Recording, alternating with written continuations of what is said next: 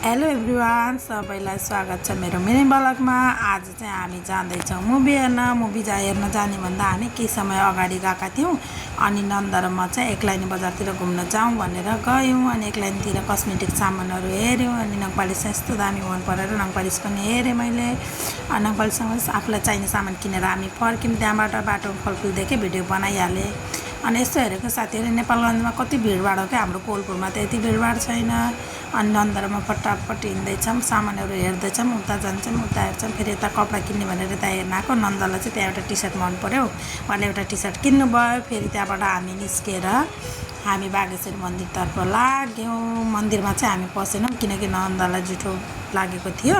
अनि फेरि यता आएर हेरेको बच्चा कपडा कस्तो मन पऱ्यो। फेरि चप्पल पनि हेर्ने भनेर चप्पल पनि हेऱ्यौँ। अनि के बाहिर चाहिँ पुरै कालो निलो मडारेर आयो। अनि त्यसै हामी कता जाने भनेर हामी छिरीमा हाम्रो मोमोमा, नन्दले त खानु भएन, चिसो खानुभयो। मैले चाहिँ मोमो खाएँ। अनि नन्दलाई भिडियो बनाइदिनु भने अनि देखाउँदै खाएँ। यस्तो तातिदिनु साथीहरू, मेरो त मुखै पोल्यो। अनि फेरि दिदी भिनाजु पनि आउँदै हुनुहुन्थ्यो, उहाँहरूलाई अर्डर गरेर राखिदिएको थिएँ। अनि मेरो छोरी र दिदी पनि आइपुग्नु भयो। अनि जो पनि हाँस्दै आउँदै हुनुहुन्छ। यता दिदी पनि आउनुभयो। दिदीले चाहिँ साउन बार्नुभएको थियो, खानु भएन। मेरो अमाजु दिदीले खानुभयो, भिनाजुले। अनि छोरीले सबैलाई खाएर पनि भ्याउनु भयो। अनि भिनाजु कस्तो छ भनेको दामी छ भन्नु। आजलाई यति नै यो भिडियो, बाई।